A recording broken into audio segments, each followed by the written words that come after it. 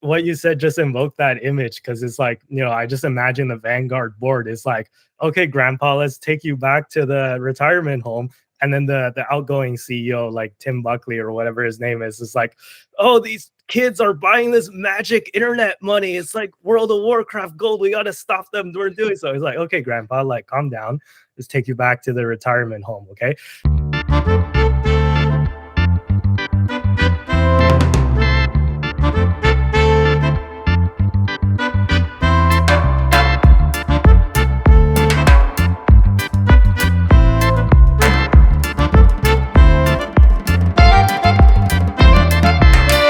Hey, what's up, you guys? Welcome back to yet another episode of Zillennial Money. I am always the world's greatest podcast host. My name is Andy. Why don't I toss it to the guys? We got a full house today once again. So why don't I toss it back to the guys for a brief intro for audience members who might be new. Hey, what's going on, guys? It's Dominic. Please be sure to leave a comment and subscribe, and I'm back and ready to go. Hey guys, Tristan here. We've got a pretty packed show for you today, as always. So I'll toss it back to Andy to take it away on our first topic. Yeah, for sure. We got a packed docket, as always, as well. So why don't we jump right into it? So Dom, you want to, before we jump into topics, do you want to explain your absence? I think you were on a trip to Europe and stuff like that. So yeah, why don't you just kind of do an icebreaker and summarize your trip, your experience? Want to hear about it? Yeah, for sure. So my girlfriend and I headed on over to Rome. We were there for about 3 to 4 days, and then we took another airline all the way to Paris, and then we spent another 3 to 4 days in there too. It was really fun. I saw things like the Vatican Museum in Rome. That was like really cool. I saw ancient Roman Empire history. You guys like that stuff? And in Paris, I saw like the Louvre. I saw Mona Lisa, etc. And had some really good food. So yeah, I had a really good time. And basically, I'm glad to be back and ready to go. So yeah. In terms of the economic situation, I know you were only there like briefly, but I know. Okay. This is Canada, I'm on my seat. Like people in Canada, US like to like complain a lot about inflation and all that stuff, but I know some things are better in Europe, maybe some things are worse. So do you want to speak to that, like the economics side of things? Yeah, absolutely. Okay, so like the big distinctive factor is that Rome is a little cheaper than Paris. So if you're on more of a budget-friendly travel adventure excursion, I'd recommend Rome. So I think you can get a really good gauge of the economy and the environment if you go to like their local grocery stores. And even if you did like Euro conversion to Canadian, I personally feel like this is just trust me bro information. This isn't actual factual information, but you guys can do the fact like the conversions, etc. I think the grocery shopping in Europe is a little cheaper from my perspective. I think grocery stores here in Canada are a bit off the Wayham, if you want to call it that. And I just thought everything was a lot cheaper there. And even just restaurant eating was good too. No tipping. Oh my gosh. You could just buy things base price and then call it a day. You don't have to go like, 15%, 10%. Oh man. Like it's just way better. And yeah, that's from an economic standpoint, I'll say that. But the only thing that kind of sucked, one more thing to add is for every, what is it, like $1 Canadian or whichever which way, it's like 1.48 in conversion for a euro. So that really hurt me, but otherwise it was all okay in the end. Talk about Rome. I went to Rome in 2015, I think, with my cousin and my aunt. Here's the thing you need to know about like Chinese people when they travel. It's like, we'll try to experience everything in a foreign country except for the food. Like the food is like, you're in like Italy and it's like a place that's worldwide, like known worldwide for their food, right? But like when you have like Chinese tourists, they're just like, no, like we're having Chinese food. So like the first thing we ate in Rome was we went to this Chinese restaurant in Chinatown. Like Rome has a Chinatown. I don't know if you had a chance to like go visit it, but yeah, like we went straight to the Chinatown, found like a Sichuan like restaurant, and that was my first meal in Rome. except for McDonald's. I tried McDonald's, I think, right as I got off the plane. But like my first real meal is like straight to Chinatown. So like this is yeah, like you're in like Italy, right? But like my aunt was just like, nah. Uh, and then like my second meal was fried chicken. So it was not a traditional Italian dish, but it was really good though. Um, but yeah, anyways, that was my experience in Rome. The last thing I'll say, I guess, is like there are families like that. I think my girlfriend's family is also like that too, just Chinese in like foreign countries. If you're going to Europe, I would just recommend that you get really comfortable walking shoes because you're probably gonna walk like 20K plus steps per day. I think there was one day I literally walked 35K steps and I dropped dead on the bed afterwards. So yeah, just be prepared for that if you guys head on over. So anyways, had a good time and yeah. All right. Why don't we move on to our main topics then, if nobody has anything else to add. Glad you had fun on your trip, Dom. Yeah, anyways, our first topic of tonight is Bitfarms. I know this is a topic that you guys love to hear about. I mean, by you guys, I mean the audience. I'm sure you guys love to talk about it too. Yeah, there's been quite a bit of news that's come out of Bitfarms recently. Not all of it's good, so we'll talk about both the good and the bad. Let's just get the bad news out of the way. So right before Bitfarms was supposed to announce their earnings, they put out this update, and the title is Bitfarms announces acceleration of previously announced termination of CEO and provides update on new CEO appointment. So I think this was back in March when they announced that the CEO was leaving, and at that time there was a lot of speculation as to whether this was, a pre-planned thing or whether there was like a schism on like between the board and the CEO. And we were all speculating what the reason was, right? Some people were saying that it was, the CEO had health reasons and maybe he just wants to leave and spend more time with his family. And, at the time it was kind of maybe spun as a like an amicable divorce, I guess you could call it, where it didn't seem like it was a big enough thing where the relationship had to end right away. But and this was kind of like my interpretation of it back in March when the news first came out. But unfortunately, it appears that I was wrong because what Bitfarms announced was that they had to terminate the CEO immediately because he launched a lawsuit.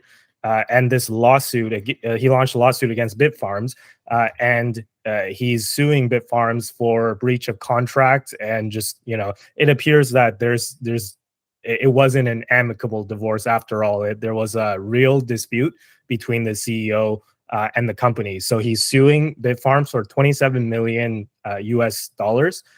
And then this action obviously, prompted Bitfarms to just fire him immediately.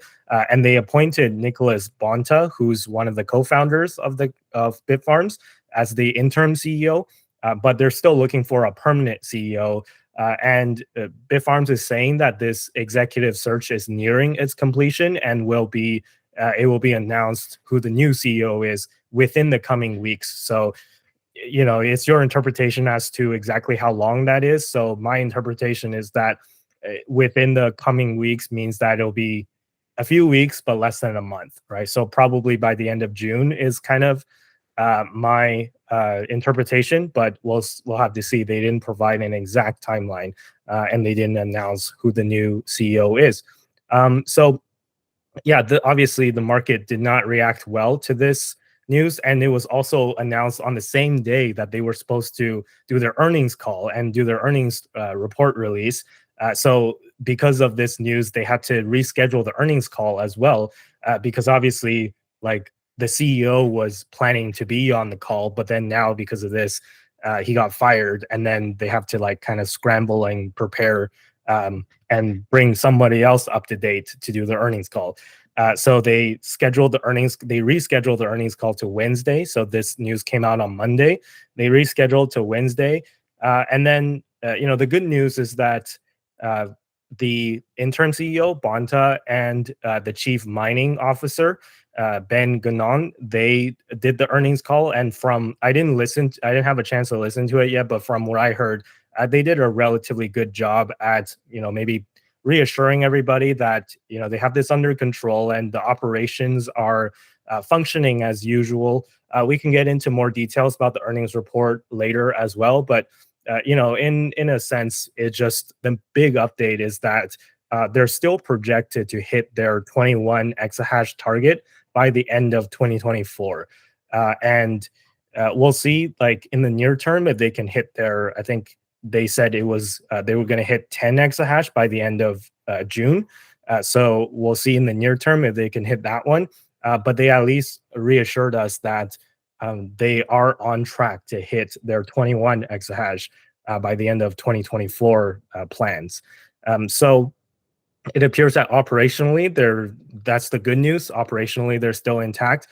This CEO dispute thing is rather unfortunate, but I guess we can talk about that right now. So let me pass the question off to you guys. What do you guys think of this news? Does it shake your confidence in Bitfarms? And have you sold any shares, or are you not afraid and you're buying more? What do you think?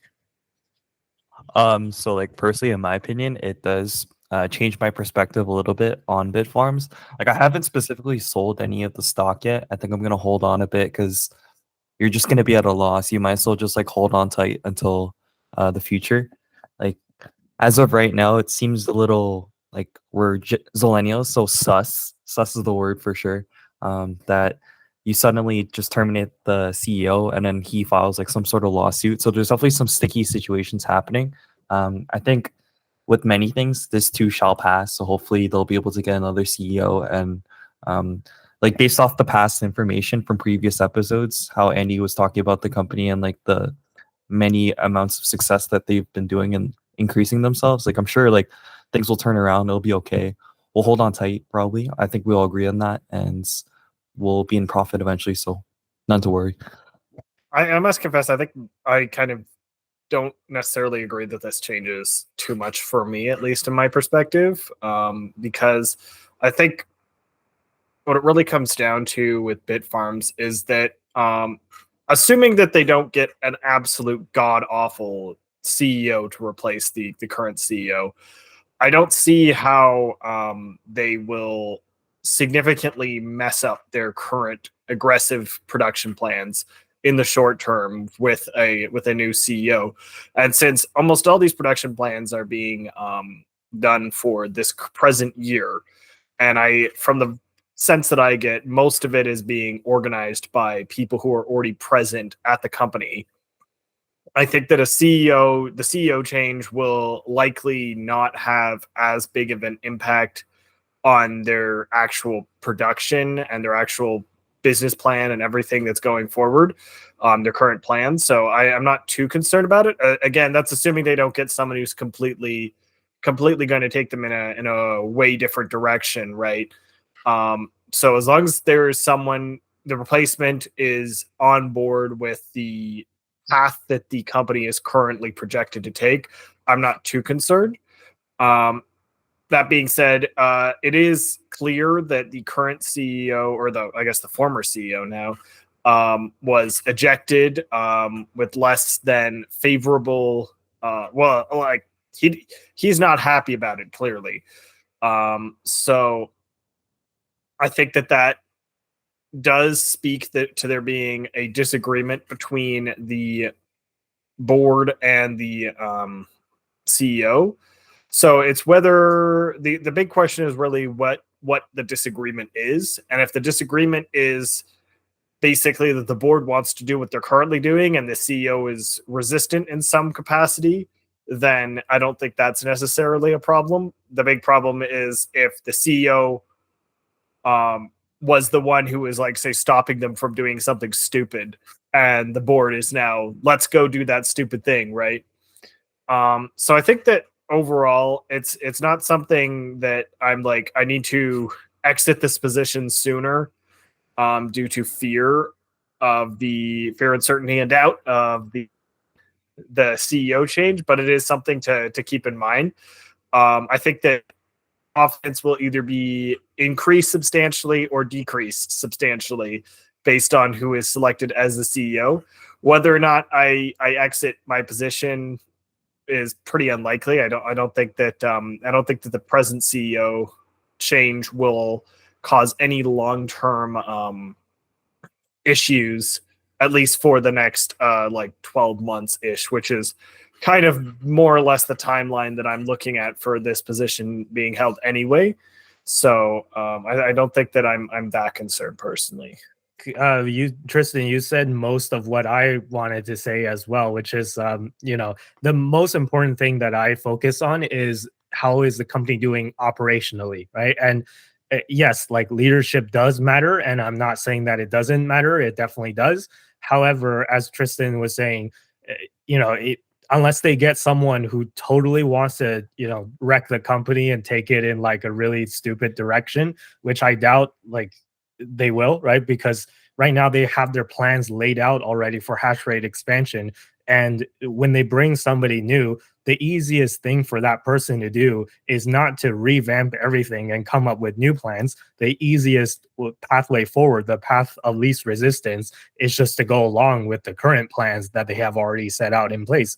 So I don't see like a drastic change in like, in their plans, right? They're, as Ben Ganon, the chief mining officer, said, they're still on track to hit 21 exahash.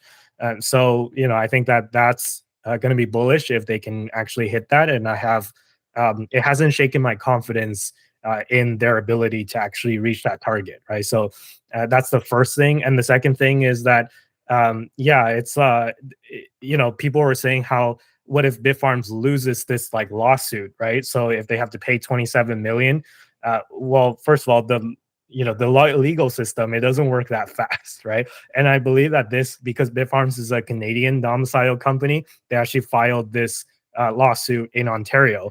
And being a native Ontario resident, I can tell you that our government and our legal system is very not efficient, right? So you don't have to worry about there being a judgment tomorrow of some like judge deciding, hey, like Bitfarms pay up, right? Like it doesn't work like that. It'll take probably, I would estimate, at least a year for this to play out.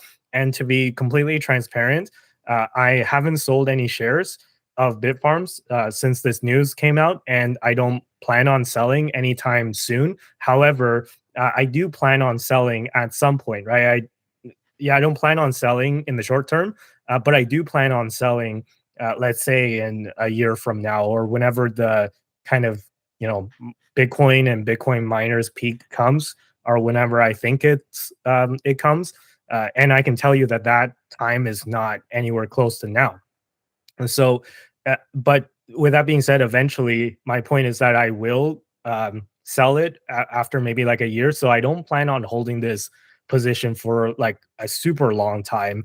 And, judging by the way it's going, there's a big likelihood that this lawsuit is not even going to get resolved by the time I sell my shares. So it might not even matter in the grand scheme of things. So that's what I have to say about that. And, in terms of, it's all speculation right now as to why like this schism happened between the outgoing CEO and the board. So again, this is my complete speculation, but I think that maybe the board wanted to sell the company and the CEO didn't, or maybe it's vice versa, or maybe the CEO wanted to sell the company and the board didn't, right? So there's actually been quite a bit of rumors swirling around on Twitter of people saying that, hey, maybe like CleanSpark or Marathon will be interested in buying Bitfarms because it would be a quick way for them to expand their hash rate really quickly, right? Like they just have to pay up, and then they get the facilities that are already operationally like running, and especially for Marathon, who also has assets in Paraguay. So maybe like Marathon is thinking of buying Bitfarms to complement their assets in Paraguay, because Bitfarms also has big operations in Paraguay. So, again, this is all complete speculation. I'm not an insider. I don't know anything. I just have shares, but I don't know like insider news. So, yeah, but if this is the case, then maybe like what I could see happening is maybe like Mara approached like Morphe, right, the outgoing CEO, and then Morphe was like, hey, like let's sell the company and take the quick cash. And then the board was like, nah. And the board is made up of like co-founders who might not want to sell the company and give up their baby, right? Or it could be the opposite, or it could be that the board wants to sell, but then Morphe was like, no, we're not doing this. I have plans in place already. And the board's like, you know, screw you. We're gonna, you know, if you don't go along with our plan, we're gonna replace you. And maybe that's what happened, right? So again, complete speculation, but what do you guys think of that theory that, you know, the selling Bitfarms to another company is maybe what caused the schism? I guess anything's in the air. I think all of your like points are pretty valid, and then those definitely could be like, you know, possibilities for sure. And then to tie into what you were saying too, just to repeat, I guess, if Marathon has like, you know, facilities in Paraguay, it would make sense that you could connect like the facilities from Bit farms, and then you can just put that together. So, and then there's definitely someone or like a founder that wants to keep their baby too as well. So, in a sense, this is almost a realistic turn of events. Maybe it is pretty realistic. So, I could see that definitely happening for sure. Like, no, this is my baby. We can't sell my baby.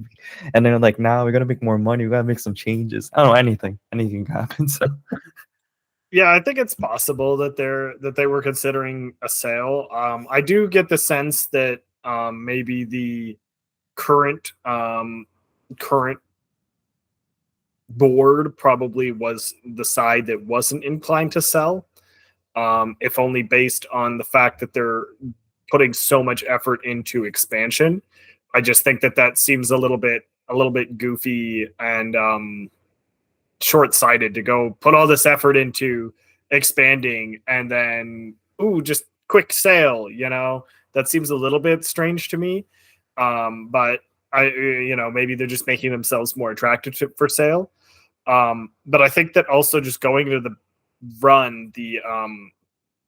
the Bitcoin bull run, I think that it also feels a little bit it feels like a bad time to sell, because you're looking at a potential of a lot of gains in the company in terms of both the stock price and just like in performance and everything. So it kind of seems a little bit strange to want to sell now anyway. But also I could see if Murphy was trying to get out of this space in general, he's like got sick of it, wanted to move on to something else. I could see why, you know, he may be more interested in having a sale so that he can get the additional funds to say fund his lifestyle, or, you know, move on to a new company, or, you know, create something else and needs funding for it, etc. Whatever that situation is. I think that based on the reactions, I think it's more likely that the board probably doesn't want to sell. And I think maybe also part of that thought process for me is also just the fact that Murphy did the state, like the legal action against Bitfarms regarding the termination, for, you know, a fairly substantial amount of money, right?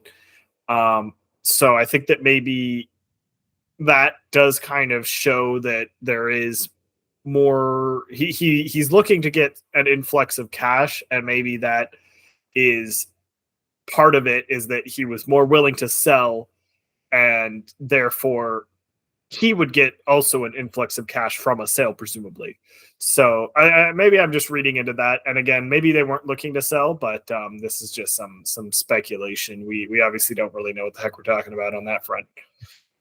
Yeah, I mean, it could be a completely different reason altogether, right? But yeah, I think there is maybe some like little tidbits of evidence to point in that direction, but, you know, honestly, who knows? So you know, maybe somewhat related to what we just talked about, it's important to like, I know people are passionate about the companies that they're invested in, but I think also when it comes to Bitcoin miners, at least, it's important to not get married to one single one, right? So I know recently, Tristan, you were looking at IREN, right? Formerly known as Iris Energy. They rebranded to just IREN. Yeah, I think you also picked up some shares of IREN after you looked at it, because it was, according to what your analysis was, a potentially undervalued company. So do you want to just speak to your decision to buy some IREN shares? What made you make that decision, and how do you compare that to your Bitfarms position? Yeah, so I think that IREN represented a interesting alternative to Bitfarms, because one of the main things that makes Bitfarms so appealing to us is the fact that we're Canadian. And so buying Bitfarms, you can buy the Canadian version of the stock, which is a little bit, you don't have to pay the FX fees for that, right? So there's a little bit of an incentive for you to purchase that over another alternative if you're in Canada, so that I can save basically like 1% on everything or whatever the FX fees are for trade, taking it to USD. And so with IREN, I'd been building up a position in Wolf at the same point, and I could tell that, like, from my analysis, Wolf was looking pretty undervalued, but I hadn't looked too much into IREN at the time. And so when I was reviewing their kind of plan and their financial position, I was kind of like, Wolf has got a pretty good setup in the long run. Like, they're very efficient. They have some debt, which is the main issue I have with them, but they're very efficient. And they've got, a very cheap level to mine, and they're very profitable compared to a lot of the other companies, right? Well, IREN is also profitable, but more importantly, they have no debt at all. Or basically negligible amounts of debt. So I had some USD around, and I was kind of looking at the scenario going, okay, if I want to buy a US Bitcoin miner, from my mind, CleanSpark is at this point already more like fairly valued, in the sense of, like, it's already basically had a 4x from December of 2023, basically 4x, and it's now sitting pretty much at that level, right? Whereas Iris and Bitfarms and pretty much most of the other miners, they went up and then they went back down.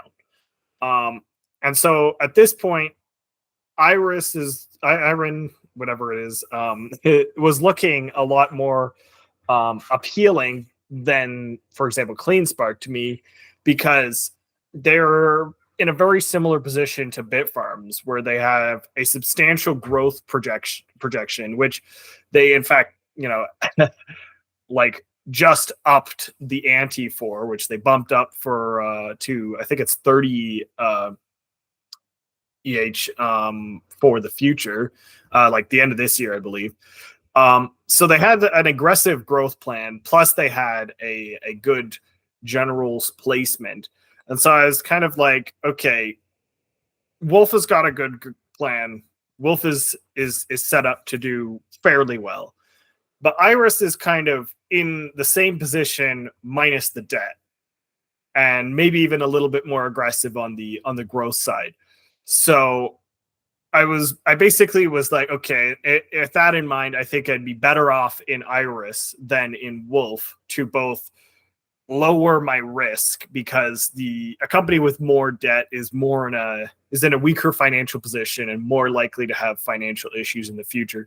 Whereas IREN, being in a more secure financial scenario, I was kind of like, okay, this company should have a lower likelihood of having real financial problems in the future. So with that in mind, it's kind of like a very similar position to, like, Bitfarms in my mind. So I figured I would swap out my Wolf for Iris, and then in addition, like, I can still keep CleanSpark as a position that is more of like a safer play, because I'm not expecting CleanSpark to skyrocket to the same levels as like Bitfarms or Iris could, because I think it's already had a lot of its value already put into it. So maybe, so while it will go higher in the future, I don't think it's quite the same risk to reward. Like I think that Iris and then Bitfarms by extension both represent something where it's like a moderate amount of risk with a very high return, whereas the CleanSpark is like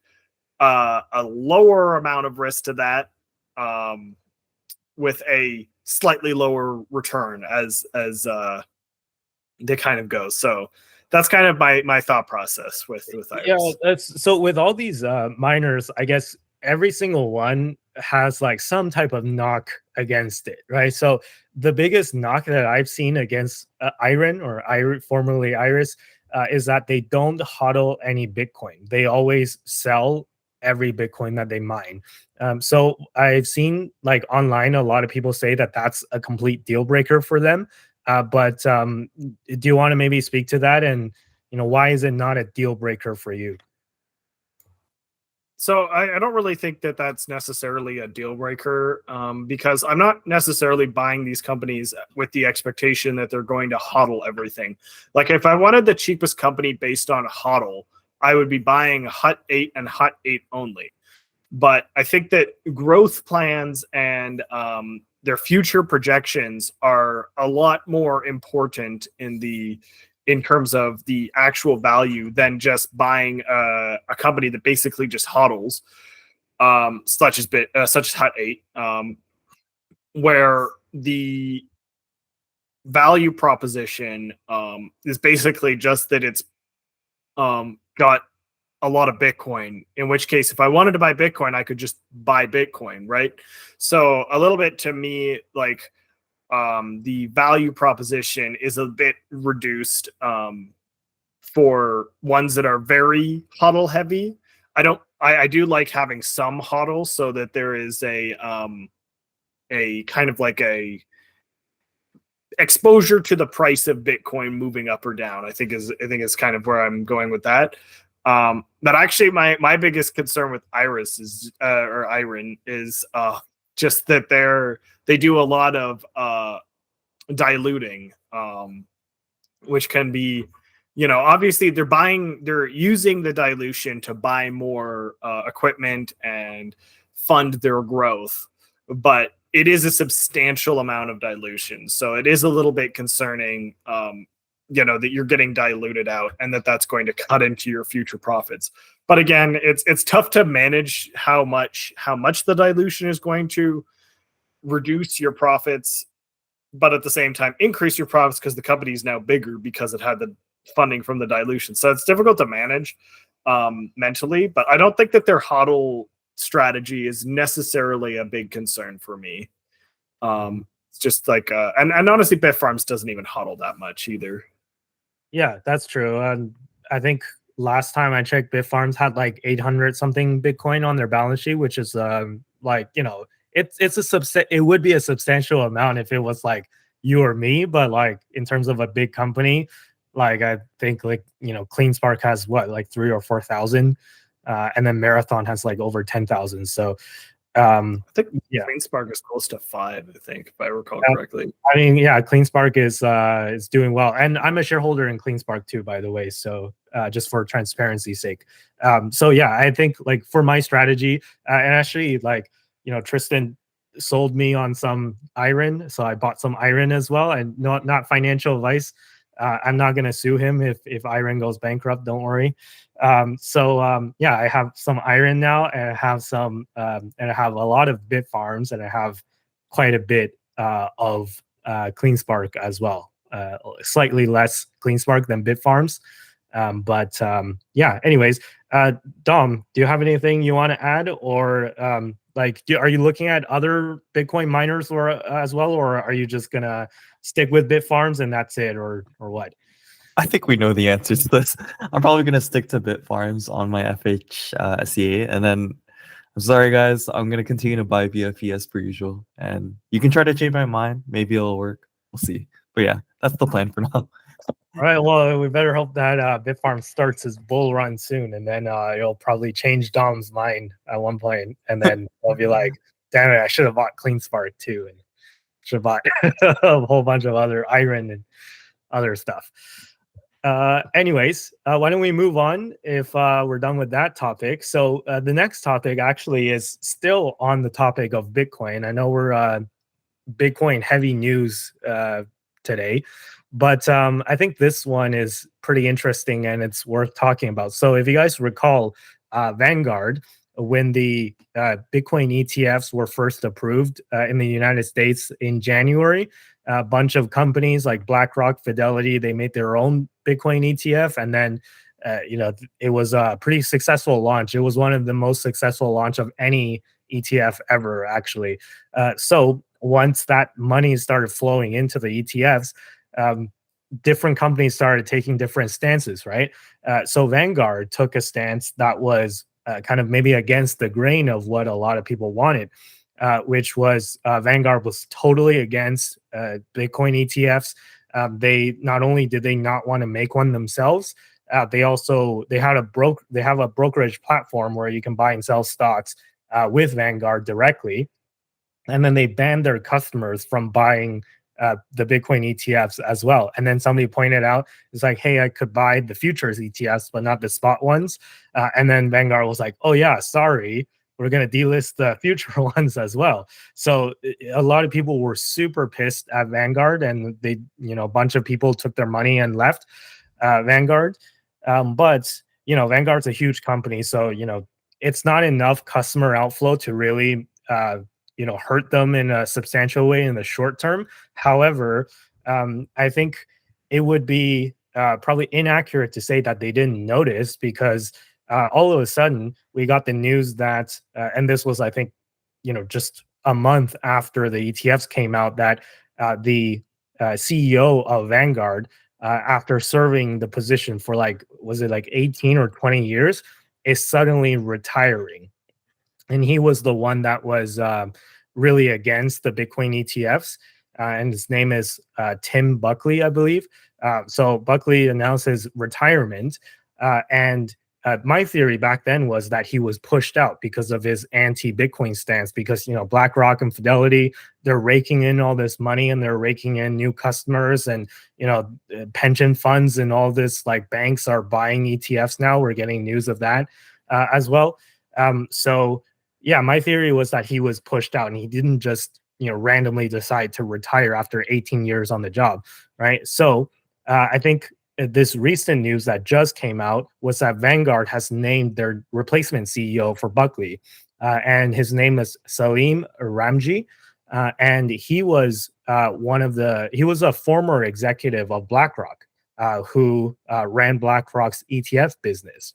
Surprise, surprise, right? So I think this all but confirms my theory that it was Buckley was pushed out because of his anti-Bitcoin stance. It's because BlackRock launched this ETF, and they're making so much money, and to come out against it, it's like jumping in front of a steamroller, right? Yeah, basically, somebody found an old LinkedIn post. I'll see if I can find it. I briefly saw it on Twitter. I should have saved it, but apparently, Ramji, the incoming CEO of Vanguard, he posted something about the BlackRock IBIT ETF, and saying how successful it was, blah blah blah. All right, so it seems like his stance on the Bitcoin ETF is a little bit more pro Bitcoin. At least he's not super against it. We'll see what he actually does. So will Vanguard make their own ETF, or will they at least let their customers buy the Bitcoin ETFs? So that is the big question. And he's going to succeed Buckley as CEO on July 8th. So he's not there yet, but he's going to take over soon. So we'll see. We'll have to see what he does. But yeah, basically the question to you guys is, do you think my theory was right, that Buckley was pushed out because of his anti Bitcoin stance? And what do you think about companies adopting Bitcoin in general, right? Because by the way, we also got the news that Wisconsin became the first state to buy Bitcoin. So it was their, I think it was their investment fund for their state treasury. that bought $100 million worth of the BlackRock Bitcoin ETF, and also $63 million worth of the Grayscale Bitcoin ETF. So combined, it was about 160 some odd million dollars worth of Bitcoin that they bought. So yeah, anyways, what do you guys think about the old Vanguard CEO leaving, and what do you guys think about companies buying Bitcoin? Do you foresee that that's going to be a bigger and bigger thing in the future? And what do you think happens to companies that are going to be totally against it? Do you think that they're going to be fine, or do you think that they're going to become like outdated dinosaurs soon? So take it away. So I think this is just a prime example of it's just the sign of the times. Some Harry Styles music coming in. No, I'm playing. Basically, it's like if you're not going into the innovative motion of things, like you might just get left behind. I feel like a lot of boomers, it makes sense too. Like I'll give them the benefit of the doubt, like to say, sorry, if it ain't broke, don't fix it. But like on the caveat, if you don't, innovate in some way, shape, or form, you might actually get, like I said before, left behind. And although the Vanguard CEO was around for like 20, 30 years kind of thing, he's like really like, if it ain't broke, don't fix it. But seeing as how the other BlackRock new CEO coming in had so much success with like Bitcoin related things, they probably wanted the change, Vanguard, so they decided to make the switch over, and it kind of makes sense how everything came into place. And let me just move on to the next topic. Wisconsin buying Bitcoin. That's pretty interesting. I thought they were known just for like the 70s show and cheese, but it's cool that they're getting into the whole Bitcoin world too as well. That's quite fascinating. And I'm definitely on the ride too as well. I have a portion of Bitcoin, as we all do as well. So cool. Not sure if I missed anything, but yeah, sounds good. I have more than just a portion of Bitcoin, but yeah. Anyways, Tristan, take it away. What's your opinion? Vanguard gonna make a comeback or what? I think that I don't know if necessarily it's explicitly about Bitcoin itself that the CEO was removed, in the sense of like, I think that they aren't necessarily like, we need someone pro Bitcoin in our CEO department. I think it's more so, look at all the money we just missed out on, whether or not it's for Bitcoin or anything else. I think it's 100% that they were just like, what are you doing? This was not in the best interest of shareholders, get out of here. And then I think that they did push him out because of missing this major. If I recall correctly, this is the largest ETF created and performed and like in like many years, right? So this Vanguard missing this is a substantial mark on a CEO, right? Yeah, I think the BlackRock IBIT spot Bitcoin ETF was the fastest ETF to hit $1 billion of asset under management in the history of ETFs ever. Yeah. So just with that alone, we can see that they missed a train that was hugely lucrative for the company. And I don't think that missing a train like that, when you have ample notice that the train is going, I don't think something like that, it goes unpunished, right? And I think that maybe they were just like, I think it's time for you to retire, buddy. I don't think that they were necessarily like, you're fired, but I think it's very much that they were like, you either leave on retirement terms or we kick you out on firing terms, So I think that's very much what it comes down to, at least in my opinion. And honestly, it just reminded me of like a meme, like that old like grandma meme, and like the nurse is like trying to like help her and like take her back to the community, like the retirement home, because she's like going off on a tangent and like saying that she wants to like leave or whatever. It's like yeah, what you said just invoked that image, because it's like, I just imagine the Vanguard board is like, okay, grandpa, let's take you back to the retirement home, And then the outgoing CEO, like Tim Buckley or whatever his name is like, oh, these kids are buying this magic internet money. It's like World of Warcraft gold. We got to stop them. We're doing so. He's like, okay, grandpa, like calm down. Just take you back to the retirement home. Okay. It's like that. Yeah, honestly, like something like that. And it's not necessarily that, like, you know, you can have your opinions on whether or not Bitcoin is worth something or whatever. Obviously, I hold the opinion that it provides value, right? Or else I wouldn't own it. And I'm not saying that it's financial advice to it's not financial advice at any point. I think Bitcoin has a lot of value. I'm not even saying, I don't necessarily think that the board at Vanguard clued in and got orange pilled or anything. I think they just very much were like, look at what they're doing, and look at all the money, and look at what we did, and look at no money. I don't like that, you know? So I think that's pretty much what it came down to for that one. And I think that Wisconsin buying Bitcoin, I think this is just kind of a sign of more adoption for the Bitcoin space in general. And honestly, I think that that's kind of what I'm expecting to happen in the future, is just more people buying, more people, entities, companies, whatever, buying Bitcoin and having it on their balance sheet. Because if I'm going to sit here with some form of cash to manage our funding or whatever, in the future, would I rather hold my money in fiat, which has been going down like crazy, or would I rather hold it in Bitcoin, which has been going up over the same period? And well, Bitcoin is currently, I think, a little bit too volatile to use as cash presently. In the long run, my expectations are that adoptions will get such that the volatility becomes no longer a real factor, right? And while we aren't there yet, I think we will get there in the future. And I think that someone like Wisconsin buying this fund of Bitcoin ETFs, right? I think that this is someone is cluing in that this is going to be a valuable strategy going forward.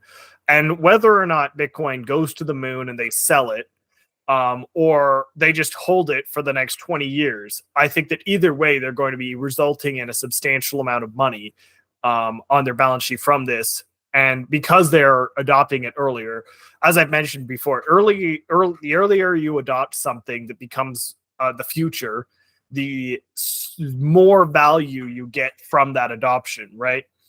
So if you were the first guy to set the gold standard, you would get more value from having set the gold standard than other people, because you would have the opportunity to accumulate more gold and accumulate a larger position prior to everyone else. And so I think that this is Wisconsin kind of cluing in that whether or not this is a fad or not, making a position in it, taking a position in it is going to be potentially extremely lucrative, and likely is not going to be a super poor investment in the coming years. So it's not that, and I think that it's kind of more so Wisconsin is just hedging their bets, right? Like obviously from their perspective in terms of like the pension fund, it's not like their top number one position, but you know, if they don't take a position, they run the risk of being left behind. And I think that a lot of companies will, and states, other entities, etc., are taking the position that maybe we should take even a small position in something in Bitcoin, so that in the off chance that it does become the new thing, they are getting some of the pie. Because if you don't, and then it becomes the new thing, you're going to be sitting there, you know, got nothing, right? So I think that's kind of what that is. And I think if I were running a company such as, or not company, a state, I guess, if I was running the Wisconsin pension plan, I probably would have bought some shares of the ETF also. So I think this was a a pretty astute move from their side either way. A bit of maybe a tangent. It's not on the docket because this news literally just came out earlier today, and I didn't have time to add it. But we just got news today that there was a Senate vote in the United States Congress that voted to repeal a law that that the SEC set that forbids heavily regulated financial firms from holding Bitcoin or leveraging Bitcoin to borrow money against, right? So like, let's say if you were JP Morgan or something and you wanted to buy Bitcoin ETFs, even though like Jamie Dimon, the CEO, he's like super against it. But let's just say if JP Morgan decided, hey, like I want to buy some Bitcoin ETFs, and then after I buy the ETFs, I'm going to use that as leverage to like, you know, use that as collateral to take out loans and do all that stuff. So right now they're actually not allowed to do so because of an SEC rule. I forget what the code was, but there's like a name for it. And the Senate and the House have just passed this bill to repeal that law. So then if the law is repealed, then they would be able to leverage and use Bitcoin or other, you know, crypto assets as collateral for loans. However, even though like usually when it passes both the House and the Senate, it's usually a done deal because you know it means that there's bipartisan support, right? Because the Republicans hold a slim majority in the House, and then the Democrats control the Senate. So there were, you know, bipartisan support. Like it was mostly like Republicans pretty much all supported it, and then there were like Democrats are a lot more split on this. I think the majority of Democrats are still against it, but a small number of Democrats managed to, you know, work with the Republicans to pass this repeal. But the kind of final wrench in the machine is that Biden has threatened that he will veto it. And in case you guys don't know how the system in America works, if the president gives a veto, then it goes back to the House, and I think you would need a 2/3 majority in the House to overcome that veto, to veto that veto, pretty much. So unfortunately, I don't think this bill has 2/3 support. So it has over 50%, but it doesn't have 2/3 support. So if Biden vetoes it, then chances are it won't be able to overcome that veto. Now, a lot of people are saying that if Biden actually follows through with this threat, then it's political suicide for him because, you know, it's an election year. And a lot of crypto people are single issue voters. So if Biden comes out as being the super anti-crypto person, then he's going to lose just enough supporters to swing the election the other way. So I'm just, given what I've just told you, I just want to kind of maybe get your opinion. Is crypto really that big of a deal, in your opinion, in the United States, such that it can influence the election? And you know, what do you think is like the reasoning that Biden is so against this, you know, pro-crypto policies? Why do you think he's so anti-crypto? Just very quickly, and then we got to move on. Well, I don't know, like a slight lore in like the history of Bitcoin. It's been around for about like a decade now, right? So I think the vast majority of exposure with Bitcoin, because it's been around for a decade, are millennials, zillennials / Gen Zs, and then like some Gen X and then boomer like exposure if they like do a little bit of research on it. And because of that, over the times so many people are into it, it could actually affect like political standpoints too as well. So if, for example, Biden wasn't really for it and was like not like, he's like anti-Bitcoin, right, from my understanding. So if he's like anti-Bitcoin, it could actually affect his political standpoint, and for him to, and for other people to vote for him, and that could be not too good for him, to be honest with you guys. But yeah, no, I don't know if like he should necessarily go through with the vetoing if he hasn't already, but I think it will make a huge difference on like America, because people generally do care about crypto quite a bit, and there's a market for it, especially with the recent pump ups. People definitely notice that, and if there's money to be made, people want to make that money too as well if they're like have a phone and like access to the internet. So to answer the question, a lot of people have exposure to crypto and like it a lot. And because of that, it has a huge effect on America.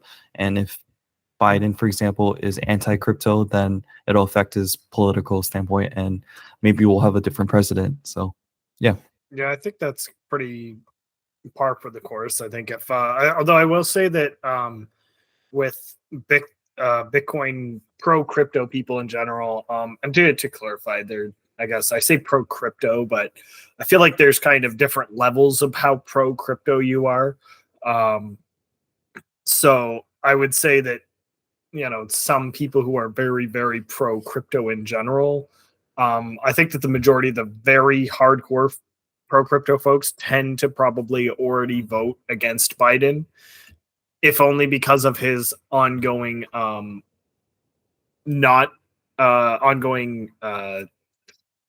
resistance to crypto in the past. So I think that's part of it. That I think maybe he thinks he's not going to lose like any real voters because they were already voting against him in the first place. And maybe, but like, I don't know. I kind of don't really understand the perspective on his front because, like, to me, are there that many people who are anti-Bitcoin and crypto that would make them, you know, look at him more favorably and switch sides to vote for him because he's anti-Bitcoin or anti-crypto? Like, it doesn't really make a whole lot of sense in my mind on that front because, like, it just I don't see why you would risk losing the support of the pro Bitcoin people, while at the same time not gaining any additional support from the anyone else, because I feel like you're either in one of two camps. You either are really into Bitcoin or you don't really care, right?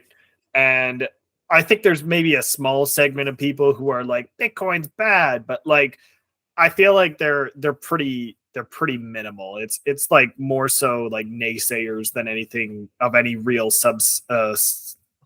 like substantialness. So I don't see what the thought process is. It's kind of like Justin Trudeau when he roasted Bitcoin back in the day because Pierre was for it. I feel like it looks really great when Bitcoin's down, and then it really bites you when they can turn it around when Bitcoin's up, and you're like, now don't you look so stupid, right? So that's kind of Yeah, I mean, so to add to that, I think maybe where Biden's coming from is really from like the Elizabeth Warren camp. So I'm not sure if you guys know who Elizabeth Warren is. She's a U.S. senator from Massachusetts, and she's like a super anti-crypto, anti-Bitcoin person. In fact, one of her ads for running for re-election in the Senate literally says that she's going to lead an anti-crypto army. So like it's one of her platform like selling points that she's trying to preach to her supporters, that she's going to be the voice of anti-crypto in Congress. So I don't, again, yeah, like you said, I don't understand like what the strategy is, because I don't think there's that many people that are like super passionate about anti-crypto, right? So from the other side, most people they don't know what crypto is, and maybe they're skeptical of it, but the skeptics, they just mostly don't care, right? Like they're indifferent. Yeah, I think the people who are maybe super anti-crypto or anti-Bitcoin, they're coming from like a environmental standpoint, but then again, there's also like proof of stake with Ethereum and Solana, which doesn't use a lot of energy. So yeah, I just think that it's like a losing strategy, and I'm not sure like where their head is at. And today we've seen a big rebuke of the anti-crypto narrative, where a lot of Democrats crossed the line and voted with the Republicans to vote yes on a pro-crypto bill. So yeah, I don't know. It's just I do feel like it will affect Biden if he continues to go down this anti-crypto pathway, the Elizabeth Warren route, because Warren doesn't care because she's like she's running for Senate in a deeply blue state, so she's gonna win no matter what, right? Or at least a Democrat is gonna win there no matter what. So she could stand on the podium and talk about anti-crypto things all day, and she'll probably still get reelected. Unfortunately, in my opinion, right? But for Biden, I think he's drastically miscalculating if he thinks that it's a good idea to copy Elizabeth Warren and go down this path. But that's just my opinion. And again, the reason is because I think a lot of young people are, pro crypto, right? Like it's a technology thing, and young people are more into it. So guess what? Young people are also more inclined to vote left, right? And Biden is the left-leaning like candidate. So if he alienates a bunch of young people, I think that might actually make a difference in the actual election results. But yeah, Tristan, you were going to say something? Yeah, so I was just going to add that I think, being anti-crypto is not necessarily entirely a bad thing. It's being anti all cryptos that's a bad thing, I think.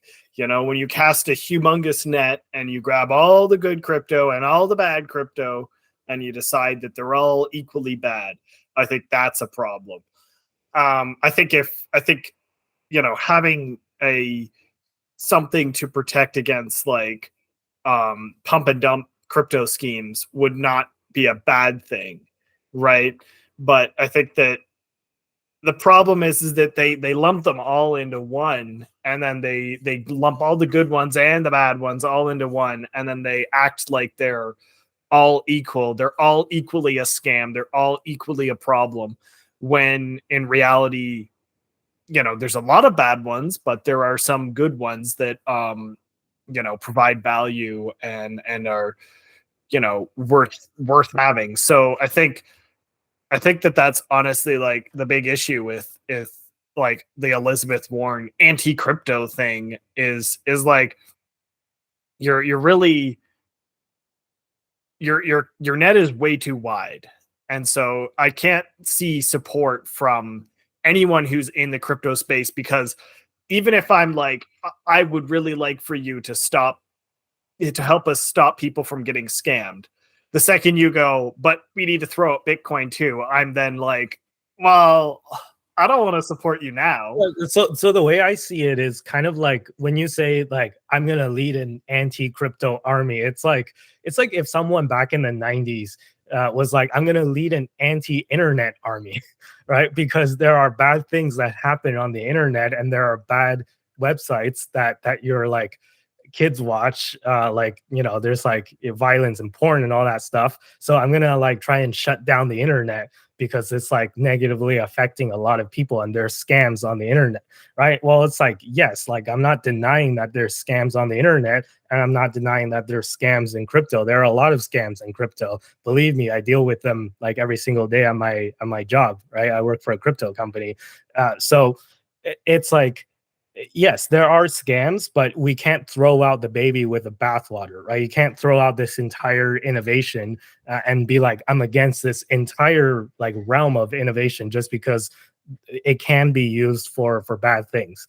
So this is just my opinion, and I think that it's like political suicide for any politician to go down this path for long, right? Even as I said, even for states like Massachusetts, which is deep blue state, they're always going to elect Democrats. Well, maybe the Democratic Party will change like in of itself, right? Like there might be another Democratic candidate that will challenge Elizabeth Warren, who's going to be pro crypto, right? So yeah, I don't know. I think it's just it's a dead end to be anti crypto, and I think that is very unwise for politicians to go down that route.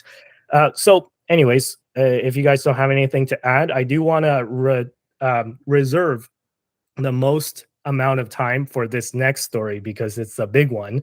And it's, of course, and it's a fun one as well. So it's, of course, ChatGPT-4o. So this is OpenAI's new ChatGPT model. So the O stands for, I think, Omni. So the point is that they're gonna, combine a bunch of different. They call it multimodal. They combine a bunch of different kind of ways to interact with it into one. So it's no longer just like you type a sentence and then it gives you back a sentence. This one actually has voice response. You can talk to it and it'll respond.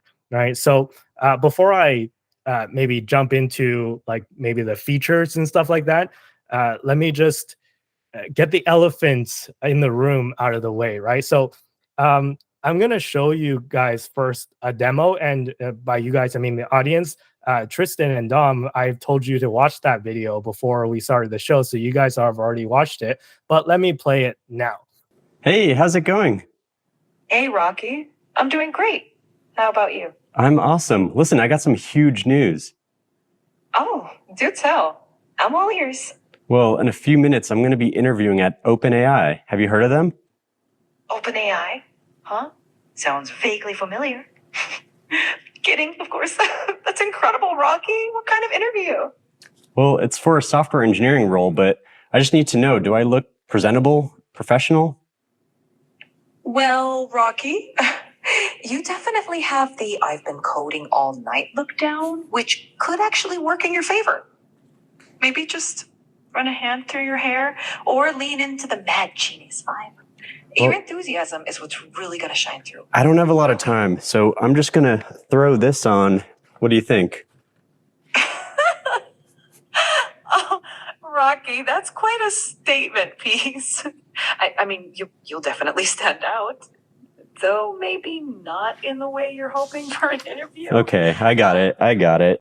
Okay, so you guys just watched a demo of ChatGPT-4o, and people have noticed, besides like the obviously incredible innovation of the technology itself, people have noticed one thing, right? Is that this voice just sounds, let's just say like what it is, right? It sounds super horny. There, I said it, right? and I don't know if you want to like, if you guys would agree with me on that, but like to me, that's just like, okay, if let's say you guys were single, right? And you guys went to a bar and then you met a girl and then she's responding to you like the way that ChatGPT-4o was responding to that guy, you'd be like, yeah, like I got this, right? Like tonight is going to be a fun night, right? So basically, that's what other people have noticed as well, because it's not just me, right? So I've included some memes that people have posted on Twitter, and this one guy says, "Yeah, ChatGPT 4o, same answer, but please sound less horny." And then the second one is like, total difference between now and back then, right? So maybe back in like 2014, you'll be like, hey, I'm dating a model, and you would go and brag to all your friends about it. And then in 2024, you're like, I'm dating a model, and it means, something completely different. And I think that ChatGPT or OpenAI, the inventors of ChatGPT, they totally did this on purpose, in my opinion. And this move was even telegraphed on like what exactly they were going to do, because Sam Altman, who's the CEO of OpenAI, he tweeted right before the announcement, just one word, her. And what's the meaning behind that? Well, I believe that this is a reference to the movie Her, which is a movie featuring Joaquin Phoenix, who plays a man who falls in love with an AI, basically. And the AI is voiced by Scarlett Johansson. So if you guys, I don't want to spoil too much of the movie in case you haven't seen it, but in case you haven't seen this movie, it's definitely worth a watch. It's a great movie. And basically, the premise is that, like the AI is like super intelligent, just like how ChatGPT-4o is almost, right? And then the main character of the movie, his name is Theodore, I think. He goes out and he gets this AI model, and he starts talking to it, and it's Scarlett Johansson on the other end. It's basically like exactly like a real person, sounds like a real person with a super like horny and sexy voice. and he just totally falls in love with it. And then yeah, I won't spoil the ending of that movie, but it's very eerily similar to exactly what just happened in real life. So let me kind of toss the question to you guys. What do you guys think about this, like the ChatGPT-4o, the demo? Do you guys think that like they did this, they made this voice on purpose? It's like kind of like a nerd's fantasy almost, I want to say, right? Like what are your thoughts in general? Just take it away. Okay, yeah, like fundamentally deep down, I guess what's his name? Sam Altman definitely had an ulterior motive behind making this ChatGPT 4.0 AI voice sequencing. Like when I was watching the video, like I didn't get it the first time until Andy, you mentioned it the second time, and I was just like, wait a second, you're right. It is a little on the I'm hitting on you in the bar kind of situation. It's kind of nuts. It's definitely intentional. It has to be. There's definitely a demographic of people like maybe like single I don't want to say, but like maybe like lonely kind of guys who are like maybe in the market for this, and then this might be beneficial for them. And I hope they don't get the wrong idea. Maybe like this movie, I don't know what the premise of the movie is, but I have a feeling I know what the premise of the movie is, and I hope it doesn't affect their in real person and or experiences or whatever. But For yeah, your homework, you guys, if you haven't watched the movie, you have to watch the movie before our next episode next week, so that we can do like part 2 of this after you guys seen the movie. So assigning you guys the homework right now. cool. Sounds good. Yeah, no, I'll definitely take a look at that movie too. But yeah, 100%. There's definitely a strategy for it, and I think it's just kind of funny how like the world's memeing on it as well, as they should, right? It's pretty funny, but yeah, it's definitely intentional. And after watching it like the second time, I'm like, yeah, this is 100% where it was going. But yeah, Yeah, I think they definitely made it intentionally flirty. Like, I think I think that having it flirty is a good way to, um, incentivize, show what it can do, because that's a lot of inflection. That's a more interesting way. And if you recall, it was like responding with like jokes and stuff. Like it was like actually like kind of like a conversation. It seemed like. So I think that they're definitely trying to showcase all the features, and one of the best way to show the features is to get it a little bit flirty with you. And I think part of that is I think that they'll be able to get more people to look at it because, you know, everyone, like if you're like talking to one of your friends, you're like, dude, did you see the new AI that like, flirts with you in real time? Like, that's crazy, man. That's crazy. So I will say that this technology does get me a little bit concerned for the already decreasing birth rates in this developed world, because I feel like there's going to be a lot of people who choose to talk to the hunky robot rather than talk to guys or girls dependent, right? Like I feel like a lot of people will be switch into their dream partner, which is just a robot that is designed to be your dream partner. So I think that is a little bit concerning for most of the human population in the long run, just because I feel like a lot of people will choose to date their AI SO, which is not a good sign, or could be a bad sign. Yeah, Dom, you wanted to say something? yeah, I'll just add a quick thing. So outside of this whole like flirty like ChatGPT like shenanigans, like the response itself from like the conversation is quite interesting. Like it sounds extremely realistic. Like at the end of it, like AI has come like an extremely long way. There's so many like human speech patterns in that video that kind of shocked me outside of like this like factor. So I just wanted to mention that too. And it's kind of scary in that aspect, not just like the Sam Altman her way, but Yeah, just to mention that too. Yeah, no, actually, I was gonna talk about that as well. So, it was kind of like distracting in the way that they did this demo and how like flirty they made this voice, right? Like it sounds like your weird aunt after like 3 glasses of wine at Thanksgiving. But like, apart from that, I don't want it to take away from the actual like impressiveness of the technology itself. Because there's so much more to it than just like a sexy voice, right? Because um, okay, here's the photo of a picture that ChatGPT-4o generated. So we know that from if you ever use DALL-E or any like, or even I think Midjourney or any of the like AI photo generators or picture generators, they can't do text, right? The text never makes sense. And it's just, it comes out scrambled. Like you can say like, hello world, like just type, like make a photo that says hello world, and then it'll sort of say something similar, but then all the letters will be jumbled up and it'll look really weird. But this is a tweet by Greg Brockman, who's I think he's one of the founders of OpenAI.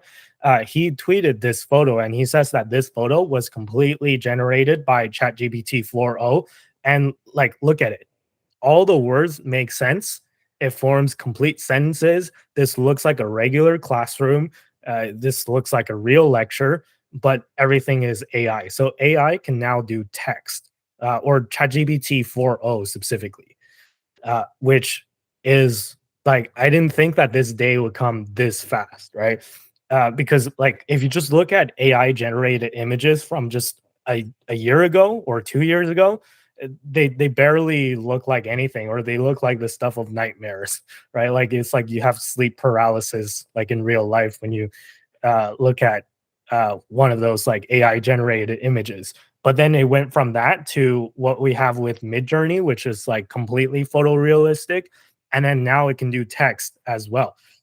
So that's like innovation number one. And yeah, like innovation number two is just like what you said, Dom, which you can have a conversation with AI, and they showed off other use cases for it as well. So I think one of the demos was they placed the phone in between two people, and one person would speak Italian and then the other person would speak English. And you tell the AI, whenever you hear English, translate to Italian. And then whenever you hear Italian, translate back. And it was really fast. Like it was almost pretty much real time. Like if you can get like the UN to be run like by ChatGPT, like I think it would work because it's literally that fast. And then you can interrupt it as well. So you don't have to like speak a full sentence, wait for it, which is the way that AI has been done so far with like, Google Assistant or Siri or whatever, right? Like you have to say something, wait for it to process,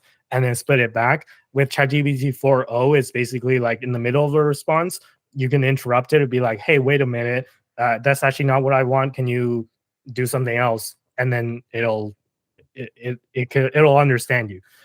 So that's another like huge innovation. Other things I think like people have tried using it for like coding and stuff like that. I'm not a software developer, so I'm not sure how good it is at that, but apparently it's like really impressive on that front as well. And yeah, like it's just it's amazing like how fast this AI has advanced. And now it's like I don't want to say this lightly because I know this is a huge statement, but I can honestly say that in my opinion, this is the most impressive demo of any product I've seen since the iPhone.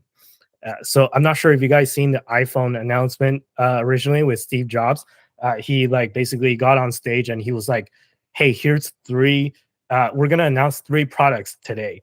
We're going to announce an iPod, revolutionary internet device, and we're rethinking the mobile phone. And then he's like, by the way, that's actually not 3 different devices. That's one device.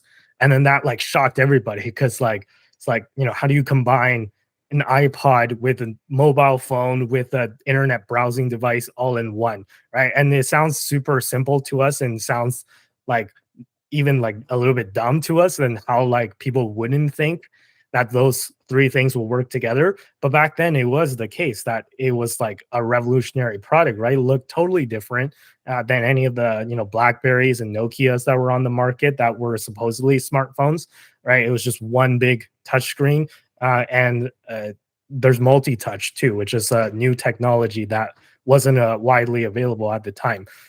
So yeah, I think like that was how impressive the iPhone was in 2007 when it first came out. And then I'm the same amount of impressed as the iPhone in 2024 when I see ChatGPT-4o. So let me toss the question back to you guys. Like, do you guys think that, like, where would you rank this on the degree of impressiveness with like a full, let's say 1 to 10, right? With a full 10 being like, you know, what I just said, right? This is the most impressive thing since the iPhone or since whatever, right? Since the wheel, since fire, I don't know. And number one, it's like, I'm not impressed at all. It's just whatever. It's like the Rabbit R1 or whatever, right? So, yeah, what do you guys think? This is in like my realm of my own personal YouTube channel. By the way, subscribe to that. Anyway, I'll give it a solid 8.5 out of 10. Sorry, that was just my pre-rehearsed lines, but yeah, no, it's genuinely surprising. Like as I mentioned before, and then we were touching on it like a bit after I mentioned, the conversations were pretty realistic in real time. Like I didn't necessarily see the Italian to English, English to Italian yet, but I'm definitely gonna check out that video once this podcast ends.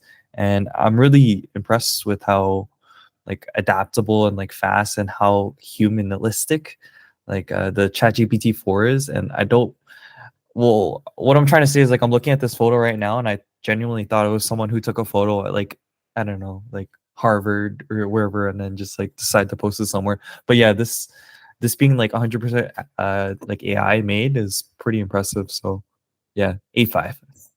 I definitely think that this is way more impressive than the iPhone release. I'm not gonna lie, like substantially. Because honestly, looking at the iPhone release, I was like, great, you stuck a, you know, you made an iPod Touch that can now call people. Congratulations, right? And I mean, maybe that wasn't entirely fair to them at the time, but that was literally how I viewed that announcement back in the day.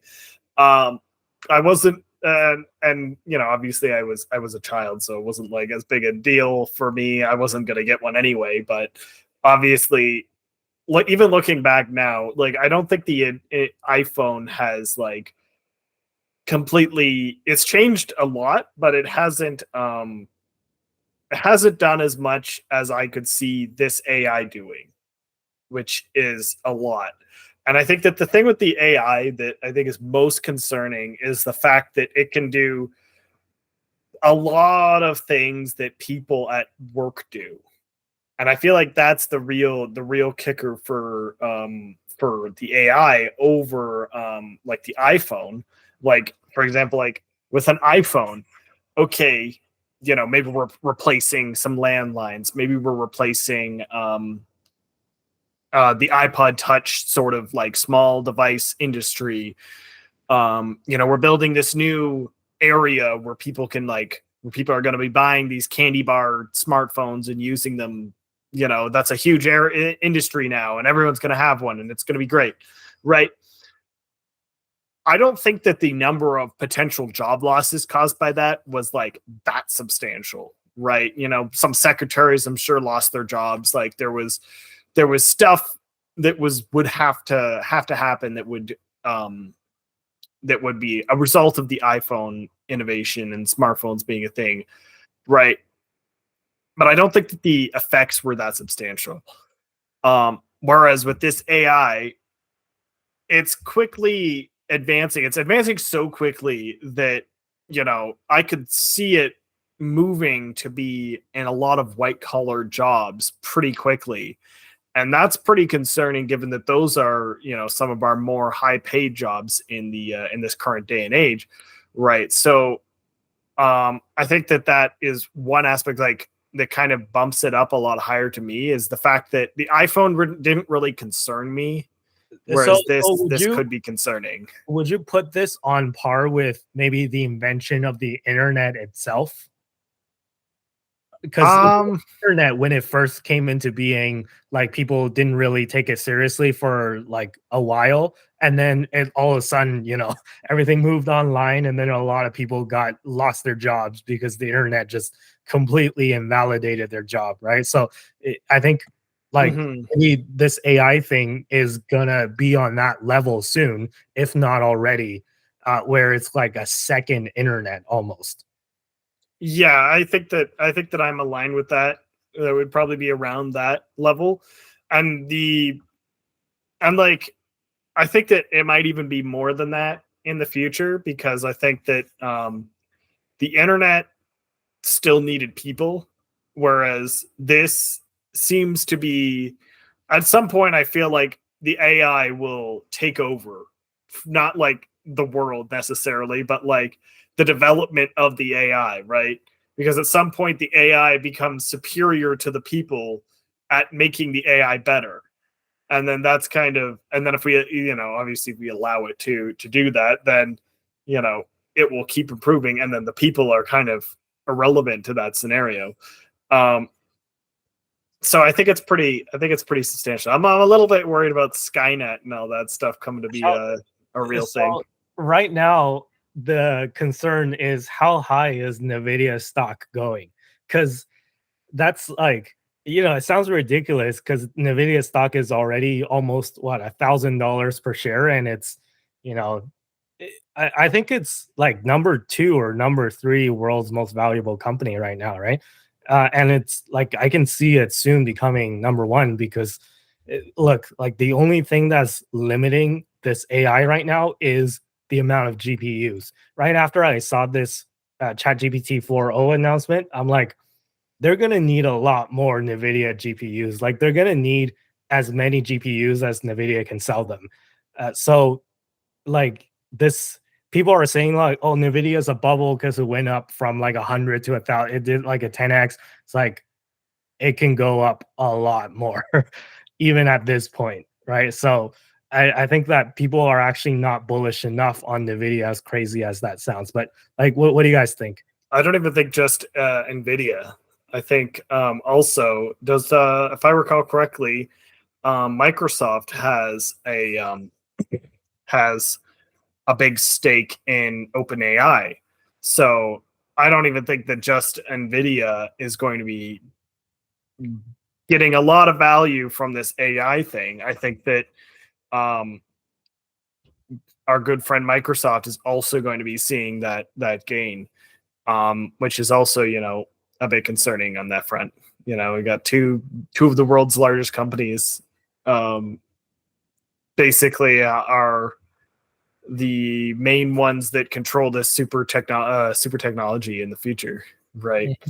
Yeah, last question, and then we got to move on to the next topic. Do you guys see this, you using AI to benefit your own life in any way, given what you've just seen of like what this AI can do, like whether it be ChatGPT-4o or whether it be any other form of AI? I know Google has their Gemini platform and stuff like that. So do you guys see yourself using AI for your everyday life going forward? Like I'll chime in here because ironically it kind of like chimes into like where I was. So like as you guys know, I was in like Rome and Paris. Although a lot of people there do speak English, like I didn't have much of a language barrier. I felt like it wasn't their first language, so if I could use ChatGPT as kind of like a middle person to like be able to communicate with them in like a very efficient way, I feel like that would be like super helpful. I'm sure a lot of people would use it on their vacations. And I was actually using AI for like a lot of the food recommendations and like tourist attraction sites that that I would want to see. And if I could like communicate with an actual like AI via the 4.0, I think it would be even more effective and really cool. I already use like Gemini and ChatGPT for attractions. Like having it more efficient would be really cool. So I could definitely see myself using it in the future, not for just this, but a lot of other things too. So yeah. I think that by necessity we will have to use it, because you either don't use it and can't keep up, or you use it and you can keep up. So I think that, like, in my life, I think that I will definitely be using it because, there's basically going to be a necessity at some point to be able to use it. And so if you can't use it, you're going to be at a disadvantage compared to someone else who can use it. And that's kind of like how the internet was, right? If you could use the internet and no one else could use the internet, then you had an advantage over people who weren't able to use the internet. So I think, and as Dom mentioned with the translation thing, like that is like such a clear, huge advantage. And, honestly, as this keeps going, like maybe it gets to the point where like you can just have a headphone in and it translates in real time what the person is saying. And then you can then converse with them and they can have a headphone in and then have the same thing. And then suddenly, like, my fiance is Japanese and half Japanese, so she's got Japanese family members. I can't speak to them currently, right? Maybe at that point, though, ChatGPT will be able to take that conversation, turn it into English, so that now we can communicate, and then vice versa. Like, there's so many areas where this could provide tons of value for your life, in addition to being a little bit concerning. I hope Rosetta Stone has a generous return policy because you're not going to be needing it. Yeah, no, the translation thing is really huge in my opinion. So I've always had this idea, and I think it's probably already technically achievable now. We just need someone to implement it. But my idea was that you could text in any language, right? So say if you're using, whether it be iMessage or Facebook Messenger or WhatsApp, whatever, right? You can use your own chat app, instant messaging app, and then you can set your preferred language. So let's say if you only speak English, you set it to English, and then you can type in English, and then whoever receives your message, they have their own preferred language set on their device. So if it's a different language, it'll automatically translate it to their preferred language, and they would receive it in their language. And then they text back in their language. And then because you have yours set to English, it'll translate to English before it hits your device. So you could literally be having a conversation with someone that doesn't speak your language at all. And you would never even know, unless you met that person in real life, like you would otherwise never even know that they don't speak your language, because the translation will be instant and it'll be so like intuitive and seamless, and it'll, no context as well. So like, one thing that maybe is holding it back until now was that, if you ever went to Google Translate and you like translated it like a couple of times, like back and forth, it'll lose meaning and then it'll not make sense after a while. But the benefit of having something like ChatGPT-4o is that it can understand context. So I think it'll do a lot better than what, Google Translate or Apple Translate or whatever it can do now in retaining the meaning when it translates languages back and forth. So I think that that's like a huge thing that is probably going to get integrated into messaging apps like Facebook Messenger, WhatsApp soon. And I wouldn't be surprised if you can just one day hit a switch and then, like you can talk to anybody in the world, no matter what language they speak on the other end. So yeah, and that's just one use case, by the way, and this is not counting like a billion other things you can do with AI. Yeah, exciting times, and the Scarlett Johansson voice is also like not bad. Like it helps with AI adoption, let's just say. Anyways, so if you guys have no more to add, let's move on to our final story of tonight, which is car thieves could soon lose their driver's license for life. Ooh, scary, says the Ontario Ford government. So this is a new law that's being proposed by Doug Ford, the Premier of Ontario, and it means that it's actually for 10 years, not even like for their entire life, but like, I guess the title of the article says lose the driver's license for life, but then underneath it says anyone convicted of motor theft would automatically lose their license for 10 years. So I guess 10 years is considered a lifetime in Ontario for some reason, but whatever. In any case, yeah, if you're convicted of car theft, you could lose your license. This comes as a result of a huge rise in car thefts in Ontario, especially in big metropolitan areas like Toronto. And we talked about this we talked about car thefts in the past in a previous episode where the controversy back then was the Ontario government is totally like not able to keep up with the rise in car thefts. So the police is now like advocating for you to leave your car keys by your front door so that if somebody breaks into your house to try and steal your car keys to try and steal your car, you don't have to get into a confrontation with them. They could just take your car and leave without you having to, bother them. I think we've made our opinions pretty clear on that story. We can talk about that story if you want as well, but let's focus back to the topic at hand, which is this new law that's being proposed of if you're convicted of stealing a car, you can lose your license for 10 years. What do you think of this law? Do you think that it's going to stop car thefts, or do you think that this is just like, dumb, or this is not going to work? What are your thoughts? Wait, so like, if you steal a car in the first place, wouldn't that just mean you just go to jail? Like I don't know, so how are they gonna catch these people? So you get convicted, right? And then on top of that, you can't drive for 10 years, but you'll be in jail anyways. I don't know. Okay, maybe... so here's the problem, right? Like, I don't know like exactly what line in the criminal code is like used to punish car thieves, but I know that a lot of like car thieves are like here in Ontario, we don't really punish people that much. Like that's just a fact, right? If you look at just like, the rise in car thefts, it's like a lot of these people have criminal records, right? Which means that they've been caught by the police before for doing the exact same thing. And then they either get released after like a few months or they go on house arrest and then or probation, and then they violate their probation, and then they don't like, get into even more trouble. They might go back to jail for like a few months and then they just get released again.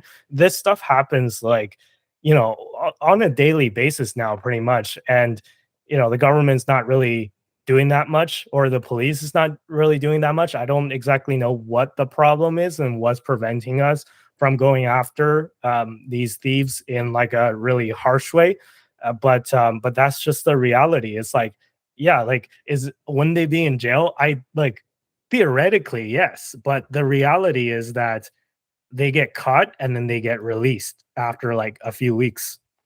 So yeah. Toss it to you, back to you, Dom. What do you think?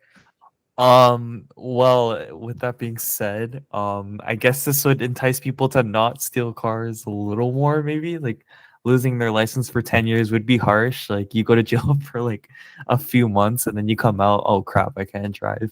Maybe this might work, but it kind of shows like maybe we should do a total switch over of like the whole priority set of the provincial policing, I guess, or federal, I guess. It's kind of weird because I did get my a long time ago, I got my car like smashed into like the window, and then I got my knapsack stolen. But then if you can't find the person who stole your knapsack, then like the police really can't do anything about your stolen possessions. So like that's unfortunate. Maybe that could change too as well. But yeah, I don't know. Forget about your stolen possession. They can't even find the car itself. Like most of the time, not even more than half the time. Yeah, it's in like the middle of like Kenya or something. I've seen. Yeah, I don't know how it ends up on like across the ocean, but yeah, I've seen situations where like Ontario plates are in like Kenya. But yeah, this might work, but I think maybe it's just a self-reflection of the policing system in Canada here, or provincially or federally. Like maybe there should be like an ultimate change, is what I'm saying. So maybe it might work this one. Anyway. I do find it kind of like I kind of see what Dom's saying with like, shouldn't they be in jail? That just seems like the logical conclusion. And especially if it's for 10 years, like if they go to jail, presumably that 10 years is ticking down, right? It's not 10 years after they get out of jail. So that seems like a little bit of a weird time frame. But either way, I do struggle to see how much of a difference this will make. Obviously, if you don't have your license, it's harder to get a car legally, but also if you are already willing to steal a vehicle, would you obtain the car legally? I mean, maybe you'd be more likely to, just purely because, if you steal a car, it's better to ship it out of the country so that the car is just gone than for you to steal the car and then drive the car around. So maybe it would incentivize some of them to tone it back because they don't want to lose their own ability to drive a vehicle. But kind of honestly, it seems to me that they're not exactly convicting a lot of these car thieves in the first place. So it just, if you're not convicting them, therefore you're not taking away their license. You're kind of not really doing much in the grand scheme of things on that front anyway. So it seems a little bit like a nothing burger. It doesn't, you open the burger, there's nothing inside, right? It doesn't seem like it's actually going to help the problem at all, really. At least that's kind of my perception. I don't know if you guys have any different thoughts.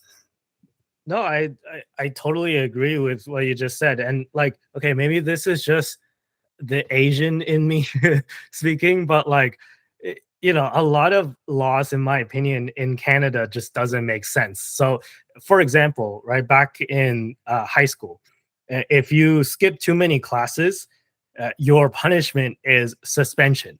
Like, can you guys explain to me how that makes sense? So, like, suspension, in case people who don't, like, our audience members don't know what that is, basically you get banned from going to school.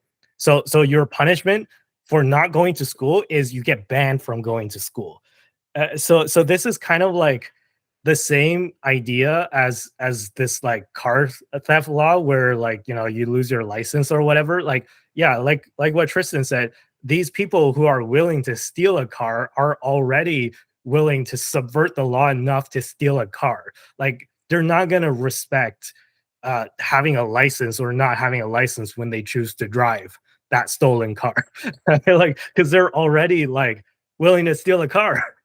So taking away their legal ability to drive a car, it doesn't really do anything, right? Okay, maybe it'll stop one or two people, but overall, I don't see it stopping. Like, I don't see it really making a difference. And I guess the way that they're pitching this is like, okay, we're either going to do nothing or we're going to do this law where we'll take away the license of car thieves. And it's like, if my choices are between doing nothing and taking away driver's license, I'm like, okay, I'm going to vote for taking away their driver's license, right? But like, this is like, if your house is on fire and you take like a Coke can of water and you like splash it on your house fire when your entire house is like engulfed in flames. It's like, yeah, I guess like it's better than doing nothing, right? Like, this little bit of water on the house fire is going to put out like, a minuscule amount of fire, and it's better than just standing there and watching. But like, in the grand scheme of things, it's not going to change any of the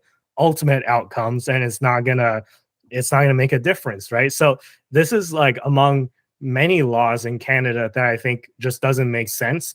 So the punishment doesn't fit the crime. That's number one. And number two is just we're just too lax on punishing people or enforcing laws in the first place. And this is even beyond car thefts, but like, I think there's a lot of laws that just completely go, unpunished and stuff. And I don't want to get into a debate about like, specific laws and what, how many years a person should get in jail for doing a specific law, because I'm not a lawyer, but that's just kind of like the sense that I get in general, where it's just we're not hitting the right spots, right? We're too lax on enforcing laws, and for the laws that we do enforce, a lot of the times we're too lenient when it comes to the punishment. And by the way, even like in Canada, I'm not sure you guys know this, but a life sentence, right? So if say if you killed somebody and then you get a life sentence means 25 years. So that's what we call a life sentence here in Canada.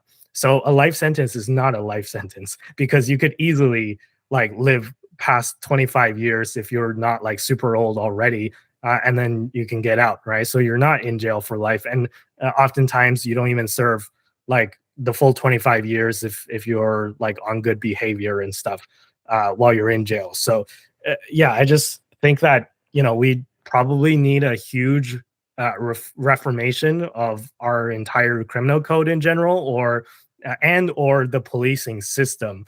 At least here in Ontario. I don't know how it is in other provinces.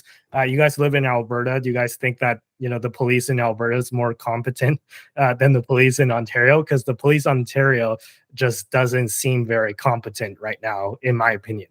But yeah, thoughts?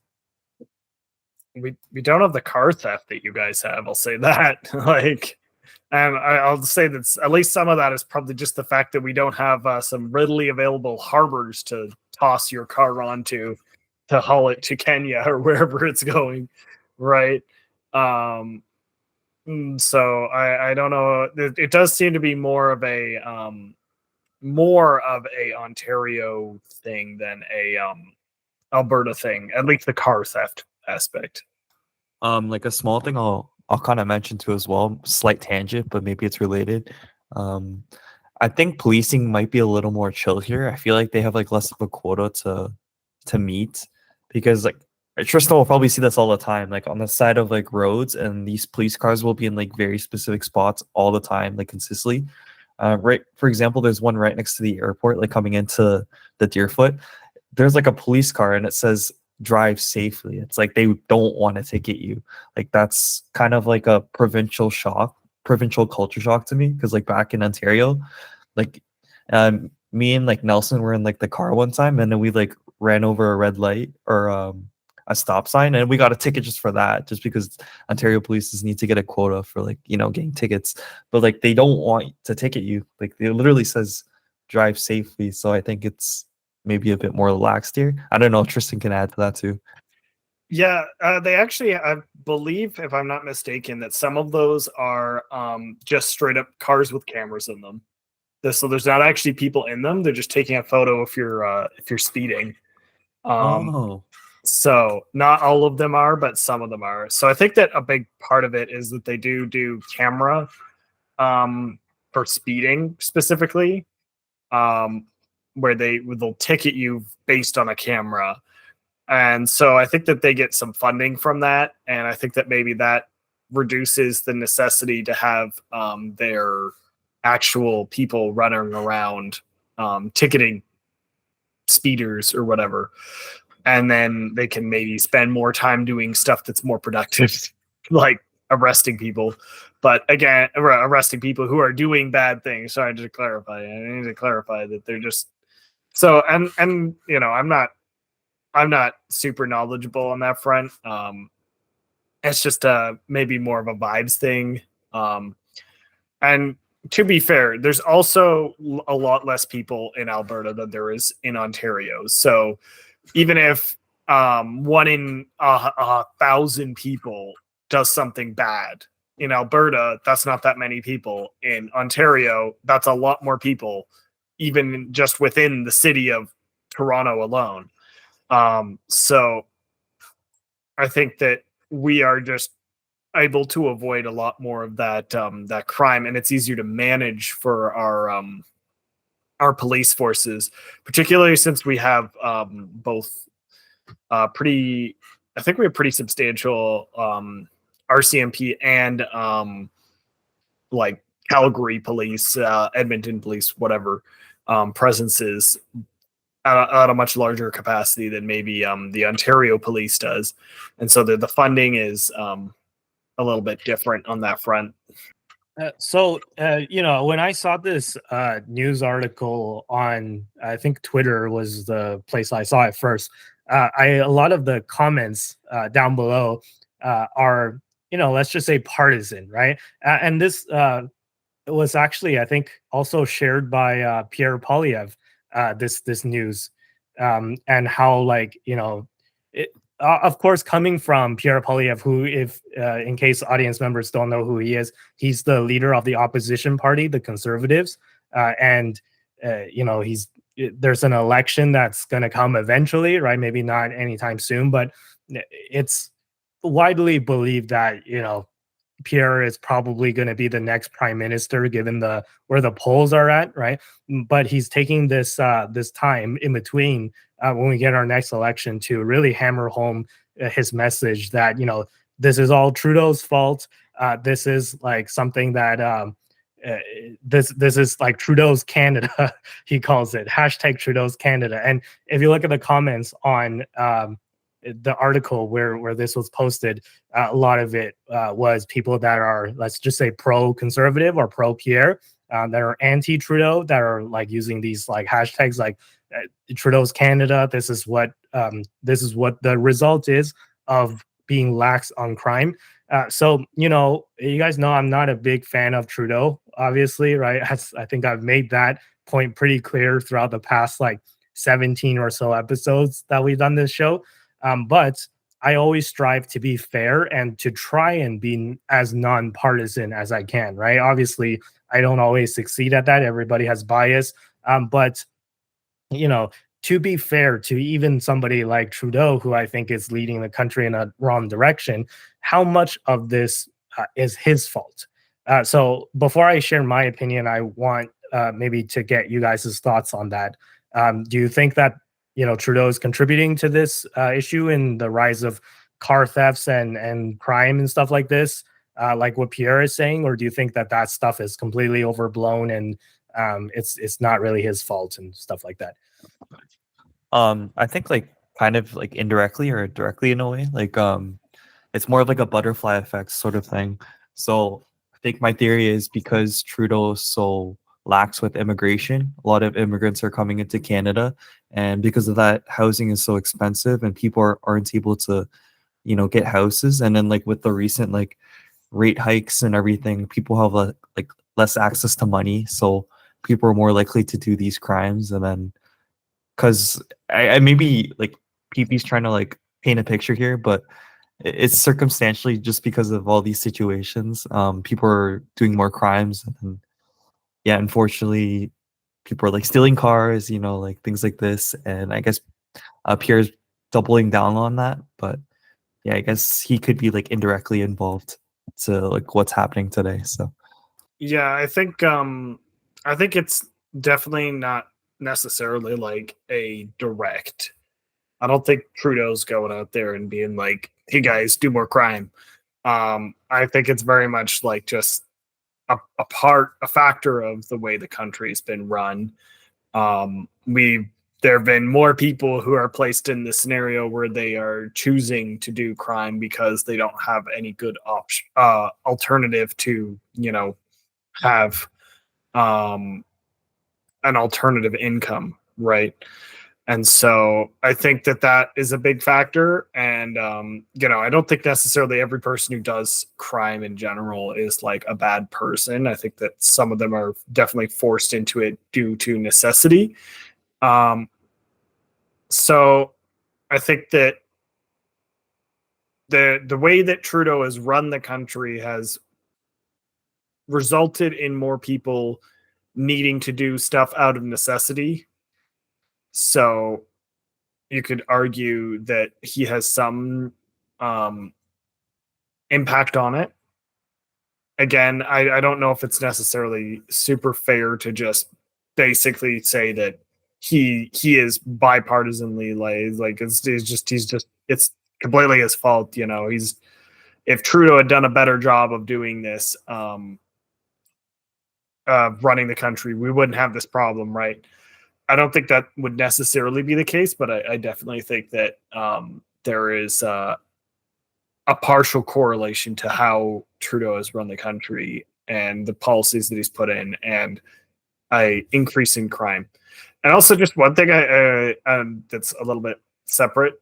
I think that technically speaking, because of Toronto's and Ontario in general, the number of people that are there.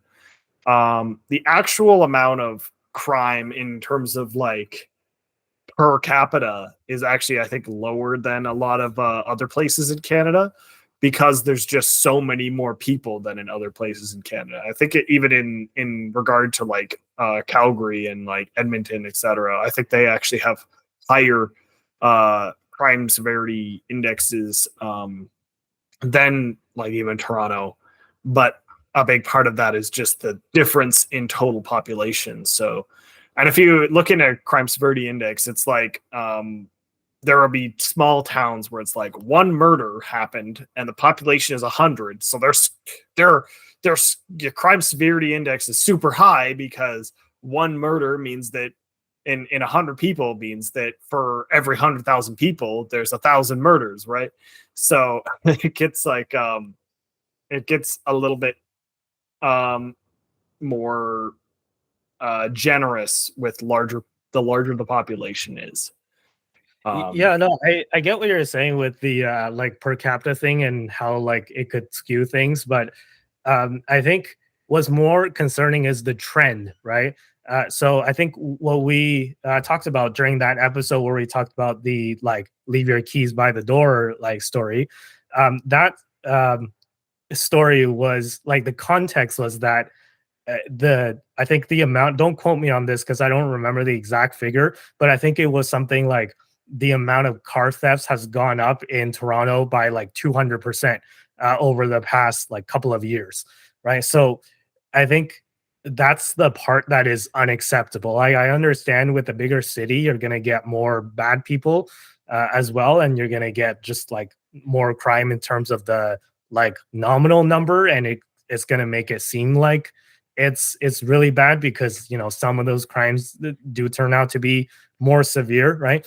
But it's just the trend is what's concerning me more so, right? So that's point number one. And point number two, my opinion on how much responsibility Trudeau bears. I agree with what you guys said, is that like, you know, he's not going out there and encouraging people to commit crime, but I think that he, as the leader of the country, he is indirectly responsible for like the bad parts as well, right? Like if the economy was doing well and if our GDP was growing like crazy, like he would take credit for that, right? Like you bet he would take credit for that, even though he's not the single-handedly the person that's responsible for like good times, right? So if he's going to take credit for that, then he should also take the blame somewhat for you know, an increase in crime, which is exactly what we've seen. The trend has been going up for crime. So I think that we should hold our leaders responsible, not just for their actions, but for their inactions. And right now, what I'm seeing from the federal government, and not just Trudeau himself, but just, you know, the federal government as a whole and the police, quite frankly, is a whole lot of inaction, right? And I don't want to sound like I'm antagonizing the police. I have a lot of respect for that role, because it's a dangerous role, and it could, you know, it's one of the most dangerous jobs in the world, pretty much, right? Like, you know, you think being a soldier in the Canadian Army is dangerous, is actually way more dangerous to be a police officer, especially in places like Ontario, than it is to be in the Canadian Army, right? Because like with police, like we're not fighting a war right now, so the army doesn't like do that much. But with police, you're fighting these mini battles with like, you know, crimes and gangs and stuff like that day to day, right? So I have a ton of respect for our police, but the issue is that, you know, I don't know what the issue is. Maybe they're underfunded, or they just don't have enough recruits. I don't know what the issue is, but I think the federal government needs to come to the table and ask the police. It's like, hey, like, why do you suck? And if the reason that you suck is because we didn't give you more funding, then I think then they should get more funding, right? Like if that's the thing that'll solve the issue, I think that like if you ask the people whether they want, like, you know, the police to get more funding, like I think we've gone through a weird phase where people were yelling to defund the police. I think that's all over, and now I see most people yelling to fund the police, right? If you ask the people, whether we should defund the police or fund the police more. I think the vast majority of us actually agree that we should fund the police more because the rise in crime is really hurting, right? And if that means that we have to like pay a new tax instead of the carbon tax, why not it be like the police tax, right? I'd be happy to pay the police tax if it means that you can drastically reduce the crime rate, right? So I think that I think that the federal government needs to come to the table with the police and really discuss what is wrong and work with them to help with this rise in car thefts and all this other crime that's going on. But yeah, what do you guys think? Yeah, just on the front of the defund the police kind of thing as well. I think that movement in Canada, I feel like is not really a good, like it's kind of losing the plot a little bit, because the Canadian police force is much different from the American one, and so I think that actually funding the police would be a more valuable, for everyone involved, strategy, because funding in Canada does not, or funding shouldn't, but in general, but funding in Canada does not necessarily mean the police is going to go buy a bunch more guns, right? Like, this is training funding. This is salaries to incentivize us hiring better people to be, to incentivize better people to apply to be a police officer and become a police officer and be a better police officer because they're, they have more incentive to choose that career path than something else, and like also they get better training, and are able to get more tools to handle the scenarios that they need to deal with. And I think that is something I've never really understood, the whole argument of the defund the police in the, at least from the Canadian perspective, because like I'm sure our police force has issues, but again, the main argument I can see for defunding the police in the States is to reduce the militarization. It's Canada. We don't have the same level of militarization in our police force in general. So I think from what you were saying, like, I think that we should actually consider funding them more so that we can get them trained, get more police officers, get them in a position where they can both handle the increase in crime and thus reduce it, as well as better able to de-escalate situations and be more well-rounded in dealing with different levels of crime. You don't need to, like, again, and I think that's part of like how Canada is different from the States. Like we have a different opportunity for our police force to fill more of that role that's kind of not quite a social worker, but not quite a police officer fully, You're like laughing not right off to the bathroom. the run from Dom was really funny. He really had to pee over there. Yeah. It's like the little running in the background of the what's it called. But yeah, so I think that we have a pretty unique, not necessarily unique, but like we have a greater incentive for us to make our police better and not just try and defund them due to the Americas having an issue with their police.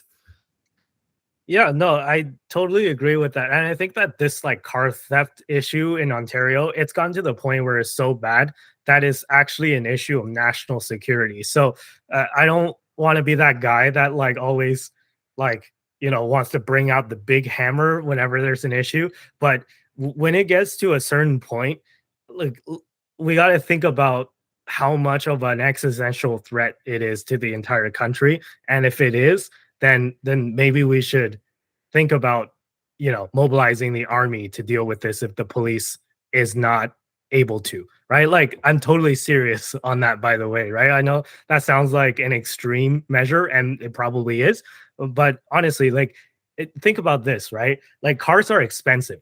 If you spend $60,000 and you buy a car, and it just gets stolen, and it just like it disappears, and it gets shipped off to like Africa, and you'll never see it again, like, and let's say you don't have theft insurance, then you're just out of like $60,000. Like, how many hours do you have to work at an average job to get $60,000? And you got to factor in taxes as well, right? So it's, if people can't be assured that their, like, property that's worth tens of thousands of dollars can't just, like, can just be stolen out of like their driveway and stuff like that, then that leads to a breakdown in order in society as a whole, right? Because, like, why would I go to work when I would have to work for like 2 years to save enough money to buy a car, and then that car is gone in like a week because somebody stole it and the police is not able or not willing to help me track it down and to